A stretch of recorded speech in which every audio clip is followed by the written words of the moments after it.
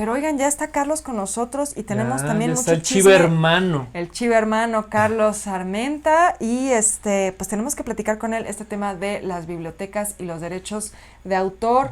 Carlos, Ay, bienvenido. Muchas gracias por echarte este palomazo con nosotros. Hey, hola, ¿cómo están? se escucha. Bien, Sí. bien, muy contentos de tenerte aquí. Oye, Carlos, pues habría que darle seguimiento a esto porque lo platicamos la semana pasada. Hubo mucho escándalo y controversia por esta ley. Escándalo, ya sabía cuando lo dije, pensé, este va a bailar. Eh, Hubo mucha controversia porque hay esta nueva ley que parece que por un tema de derechos de autor va a restringir lo que puede ponerse a disposición del lector en las bibliotecas. A nosotros nos pareció que sí era un tema preocupante, pero pues aparentemente hay varios libreros y editores que no lo ven así. Entonces, ¿por qué no nos cuentas un poquito cuál es pues tu punto de vista sobre este tema? Sí, se puso súper bueno, ¿no? El chismetazo Sí. en redes, así, entre el comunicado de la CANIEM, Oye, este, editores y autores peleándose El ahí en Twitter librero. Twitter, el El Twitter Twitter librero. Twitter librero. sí, librero, que sí, también hay. Sí. sí, estuvo padre. Pues realmente la ley es un tema de ya hace rato. Esta ley, la iniciativa fue por ahí de 2020, ¿no? La iniciativa la trabajó la Comisión de Cultura del Senado, en ese momento era Susana Arp, quien Uh-huh. estuvo trabajando este tema, ¿no? Fueron impulsores muy fuertes Alejandra Frausto y en ese momento el controversial Marx Arriaga, que estaba a la cabeza de las bibliotecas antes de que lo renunciaran. Y, y bueno, me parece que es una ley necesaria, eso sí, digamos, la ley pasada era de 1988, Uh-huh. la primera ley de bibliotecas, tuvo unas reformas en 2009 y no se había vuelto a tocar, ¿no? Entonces, creo que hay varios puntos en la ley muy interesantes. Se ha señalado que es una ley ambigua y que es una ley desasiada, en lo cual estoy más o menos de acuerdo. Y bueno, también para eso existen los tribunales y para eso se puede amparar o controvertir, ¿no? Al respecto de este tema. Eh, es muy curioso porque esta ley, digamos, lo que busca en algún momento resolver es una ley muy conflictiva porque es una ley federal que va a englobar las 7.464 bibliotecas que tiene el país, ¿no? Y que esas bibliotecas luego están en distintos niveles, estatal, Uh-huh. municipal y en algunas otras instituciones. Entonces luego, ¿no? Debido a que somos una federación y a la soberanía de cada estado, luego hay como bastantes conflictos interbibliotecarios, administrativos, que esta ley de alguna manera busca más o menos pues arreglar. Las bibliotecas reciben 30 millones de personas anualmente. Esto significa que es la Órale, infraestructura cultural más grande del país. qué O sea, locura, ¿eh?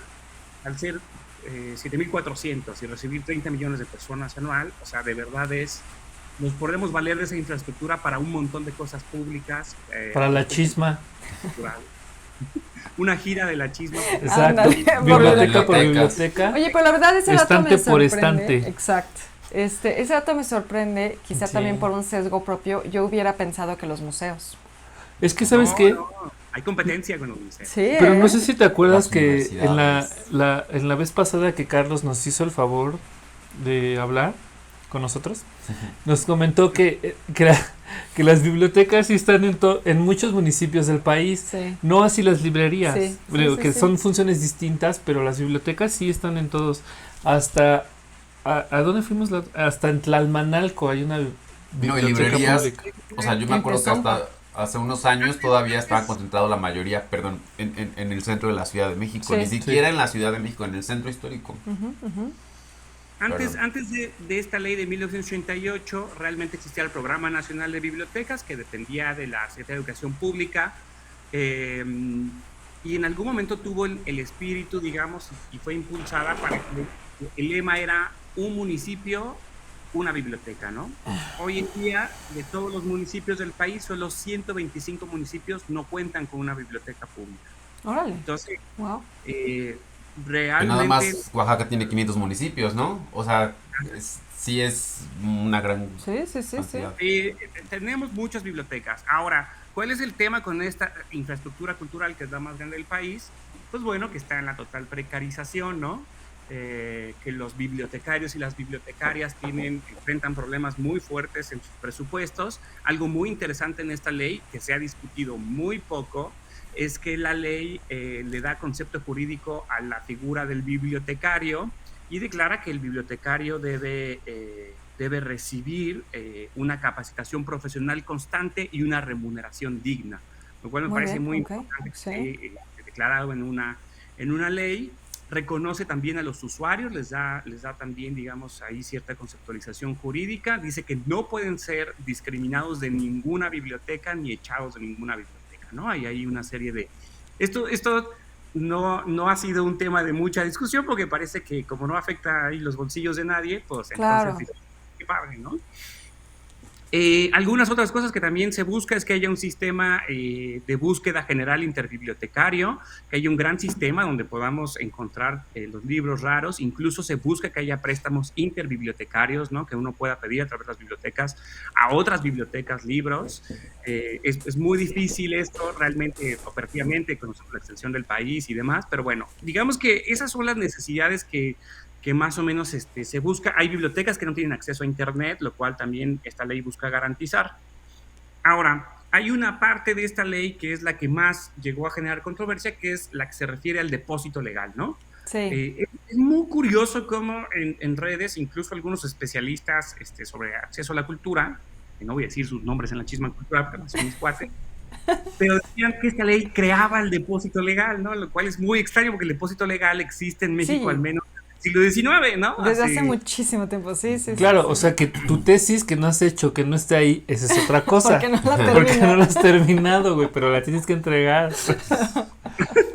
¿No? Entonces, fue muy extraño, ¿no? Cuando lo que pasó fue que hubo mucho desacuerdo con lo que...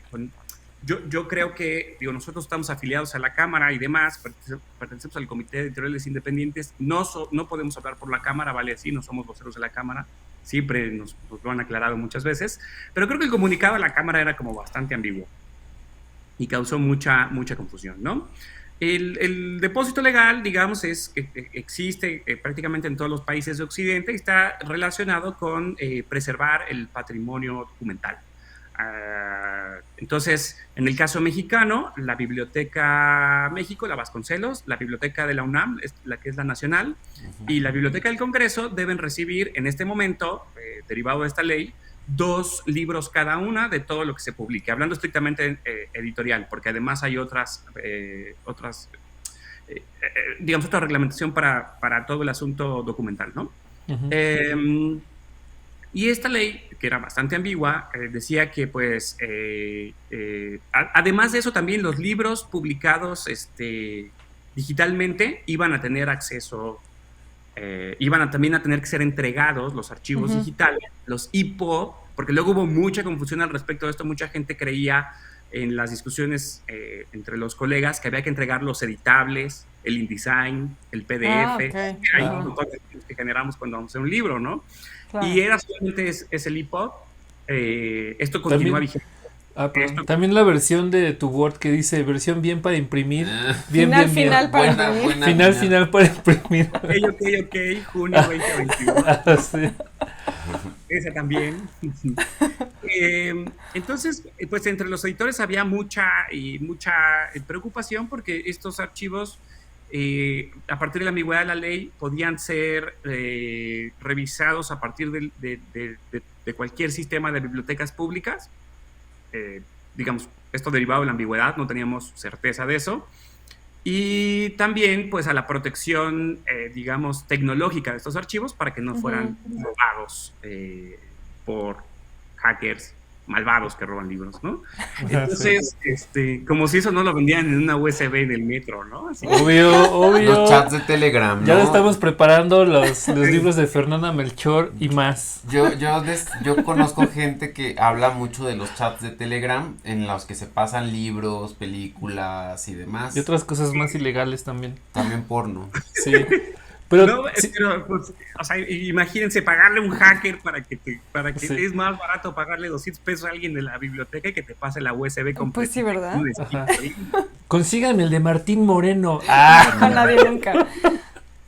Pero bueno, había todo este tema, así estaba. Entonces, digamos, en un segundo paso, después de que la ley fue decretada, varios editores, autores, varias instancias autorales, sociedades de gestión, decidieron ampararse, ¿no? Decidieron buscar una solución judicial y ampararse ante la ley, que en Twitter luego querían la lista de los 80 amparados, no sé si vieron. Sí, vi ahí una autora. Sí, ya los querían quemar en la Plaza del Volador. Es que justo nos encanta, exigimos cabezas, Está es muy un linchamiento lento. público. Sí, oye. Pero que no es un linchamiento de verdad. Es complicado porque, bueno, digamos, el amparo es una herramienta jurídica para señalar que una ley es injusta, lo cual me parece muy legítimo, aunque estos 80 la mayoría me caigan gordos, pues, ¿no? A mí también, Pero también tienen derechos. Nombres. Sí, o sea. Sí, Pues sí. es lo malo, digo, no, es lo bueno, ¿no? Entonces, Sí.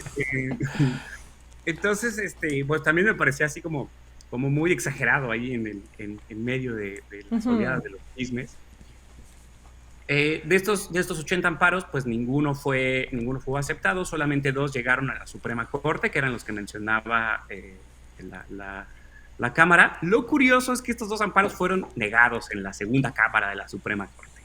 Sin embargo, en la resolución, lo que sí se dice es que las bibliotecas depositarias, es decir, solo las 3 bibliotecas que hablamos, no toda la red de bibliotecas públicas, solamente las bibliotecas depositarias no podrán estar por encima de la Ley Federal de Derechos de Autor, para lo cual no pueden poner a disposición, sobre todo el material digital, y no es un acervo público.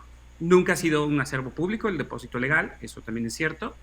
Es como semipúblico, se puede consultar a partir de una reglamentación muy particular, y desde luego no es público por lo que representa la idea de que al ser patrimonio histórico, si es consultable, puede estar en riesgo su conservación, ¿no? Claro. Entonces, ese es el sentido, pues, digamos, principal de que es público, pero muy regulado, ¿no? O sea, tiene unas regulaciones muy, muy latosas para nosotros la regulación primordial latosa es que hay que ir al DF, ¿no? Pero bueno. Sí, qué bueno, perdón, nada más sobre eso, o sea, ¿no vale la pena pensar en que ese depósito legal también se puede hacer en bibliotecas estatales para las editoriales o los autores que no están en la Ciudad de México? Pues sí, esto vendría a la mano de todo un proyecto de descentralización de todo, ¿verdad? De la vida. Sí, justo ¿verdad? Las bibliotecas que mencionaste, ¿no? Que son la México, la Nacional, la del Congreso y me falta una, y la Vasconcelos, pues son, o sea, están en la Ciudad de México, o sea, y justo también pasa esto como con las bodegas nacionales de arte, que al final todo el patrimonio queda en pocos lugares. Entonces se pone en mayor riesgo, ¿no? Claro, Por ejemplo, que si hay un incendio... Si vuelve a haber una inundación bíblica. Exacto. Entonces, pues sí valdría la pena tenerlo además en otros espacios. O aumentar el número sobre todo haciendo válido el carácter nacional, que es un acervo nacional para la cultura y para los mexicanos, tenerlos en diferentes puntos. Pero eso también representaría un costo más para las editoriales, que tendrían que entregar más ejemplares a más bibliotecas, ¿no? Pero bueno, sí, es un tema. Sí, podría ser así. Digo, hay todo un contexto detrás bien extraño que no se menciona, ¿no? Por ejemplo, era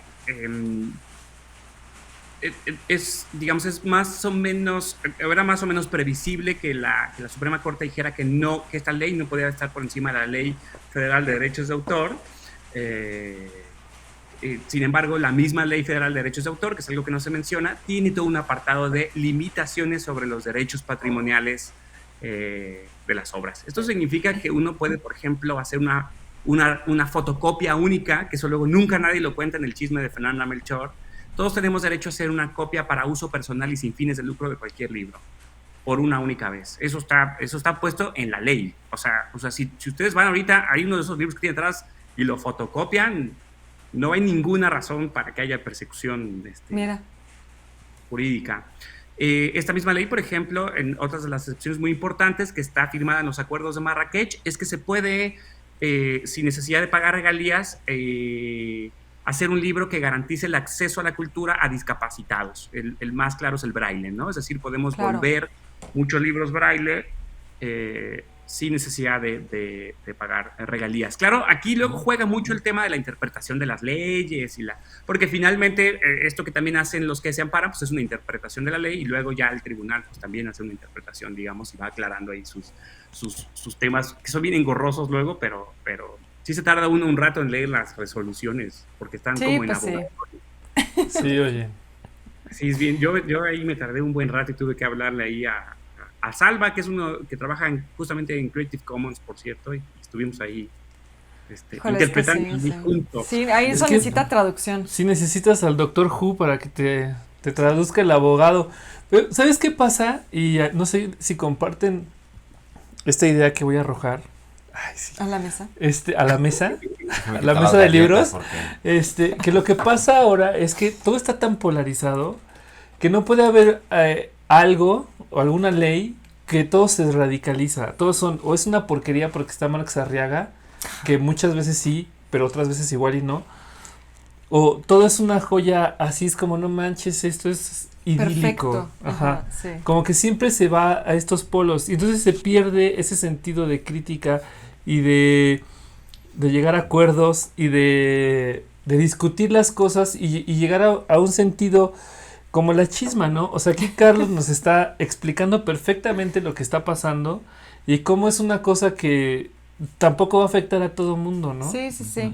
Ahora, o sea, sí estoy de acuerdo, sí todo está muy polarizado. Ahora, dentro de esa polarización, esto es un tema que le quería preguntar a Carlos, porque digamos que, bueno, tú, creo que no te presentamos formalmente hoy, porque ya eres amigo de este espacio, has Sí. estado antes, pero pues tú estás en Casa Impronta, ¿no? Que es, pues una Tienes las librería. manos llenas de tinta. Exacto. Es una librería y editorial independiente.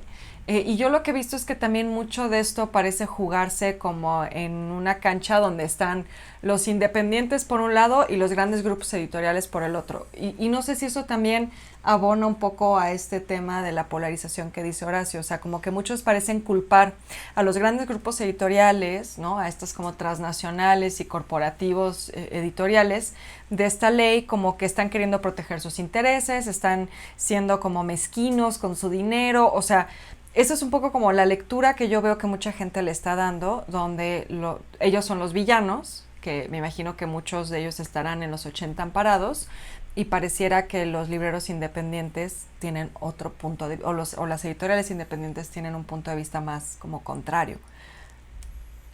Sí, es bien curioso como esa confrontación. Por ejemplo, la Cámara no fue hasta 2019 que se creó un comité de editoriales independientes. La Cámara tiene 7 comités sectoriales, la del libro, y tardó mucho, mientras que en Latinoamérica casi todas las cámaras tenían su comité de independientes que se metían, digamos, a la política y a la grilla con mucha fuerza. Aquí se tardó mucho en crear el comité. La primera presidenta fue Genoveva Muñoz de La Cifra.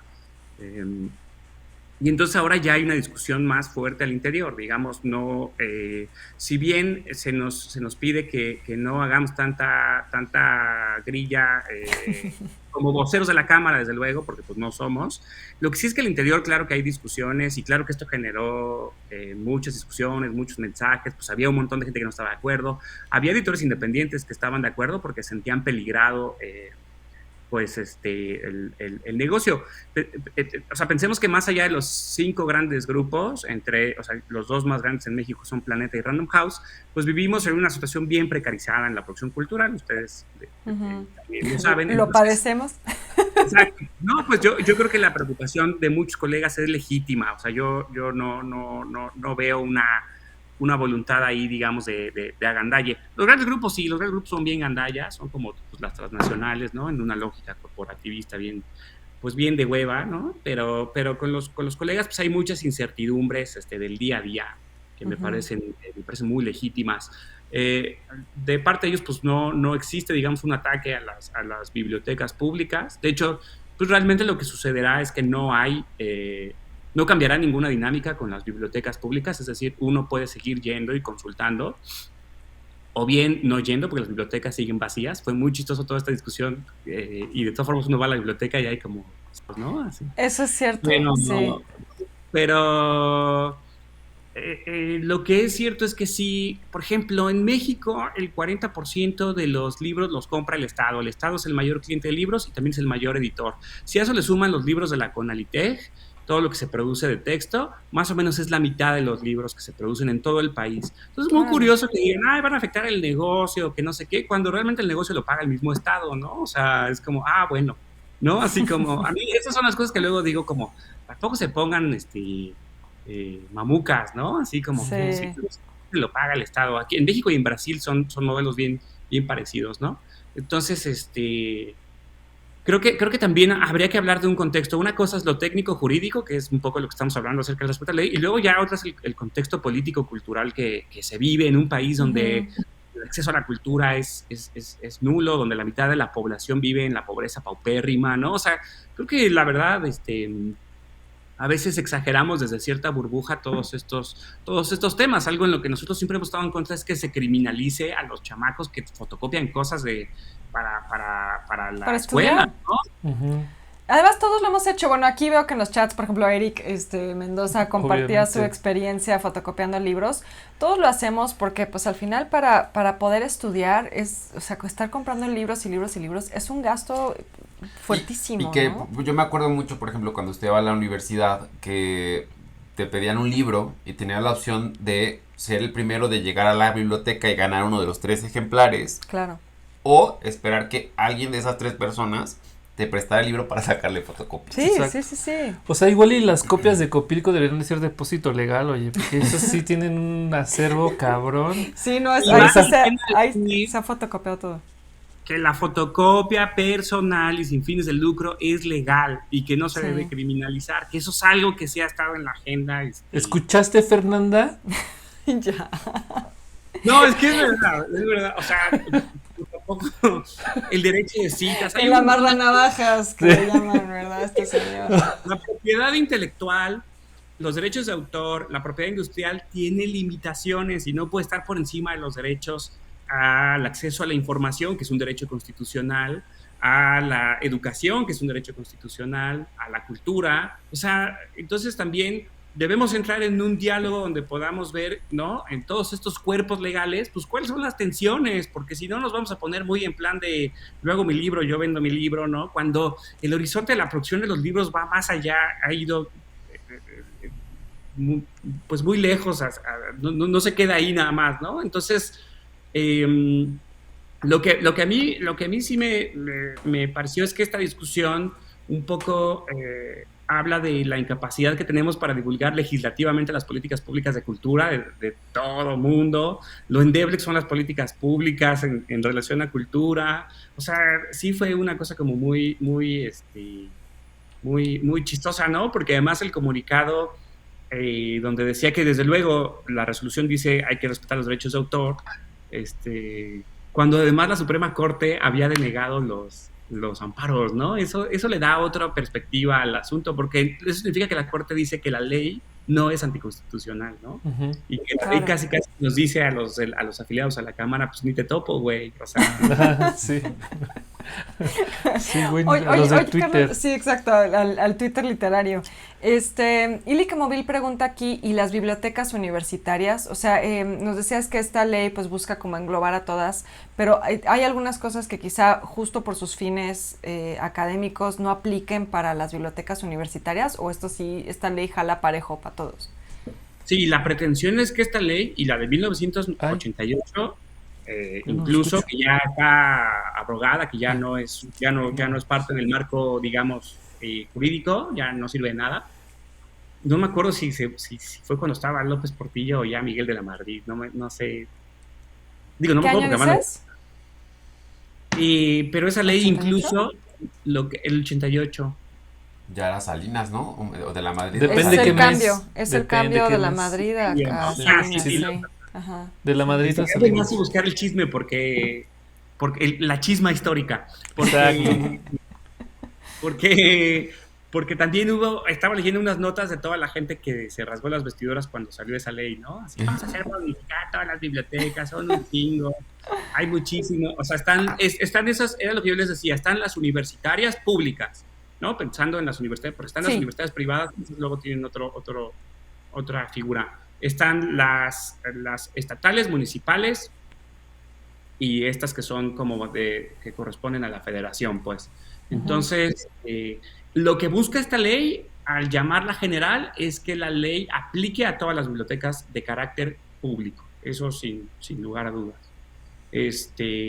Y ya, así les digo, esa ley tiene dos grandes problemas. Una, es muy desasiada, tiene unas multas. Por ejemplo, si no cumplimos con el depósito legal, el multón es así como de 3,000 pesos y es como, ay, sí, güey, ¿no? Así como, qué gracia. O sea, no hay políticas públicas que protejan a los editores y a los libreros y nos vas a meter un multón de aquellos, ¿no? Muy muy rigorista. Y la otra, pues que detrás estaba, la estaba impulsando Marx Arriaga, perdón, que no tenía pues muy buen marketing, ¿verdad? Se lo había ganado a pulso, mi querido. Sí, no, la verdad. Marx la riega, más bien. Sí, entonces, pues sí, es que fue como, hijos, está bien padre que reformemos la ley de bibliotecas, pero no opines, querido Marx, porque ya nos tienes bien quemados, ¿no? Así de... Sí, eso es muy cierto. Actualmente hay una iniciativa para reformar la Ley Federal de Derechos de Autor. Esta iniciativa es de 2 diputadas del PT y creo que ahí está el meollo del asunto más allá del depósito legal. Tenemos que ponerle mayores limitaciones a todo el tema de explotación y derechos patrimoniales desde mi punto de vista y desde mi interpretación de la ley, no así de muchos de mis colegas, porque me parece muy excesiva. Por ejemplo, el derecho post-mortem en México es de 100 años. Es decir, sí, vi tu tweet. 100 años después va a tardar en entrar al dominio público esta ley, que uno de sus mayores impulsores fue nuestro chaparrito Armando Manzanero, nuestro chaparrito de Yucatán, con su sociedad que empede, como decía mi papá. En paz descanse. Sí, lo queremos mucho, pero se pasó con ese tema de los 100 años. Sí. Entonces, México es el mayor, es el país donde más se tarda en entrar al dominio público una cosa. O sea, no hay otro. O sea, es que pues dijo, no, pues estos hijos no son buenos para nada, pues aunque sea que cobren de mis regalías. Ándale, sí, que de eso vivan. Sí. Entonces, y ¿sabes qué? Ay, perdón.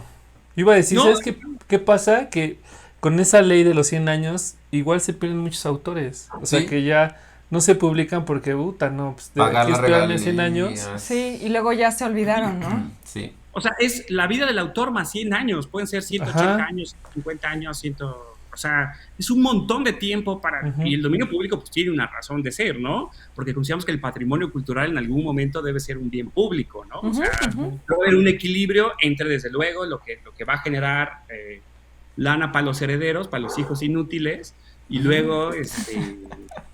y otros no tanto, otros no tanto. El patrimonio cultural, entonces... Son los menos.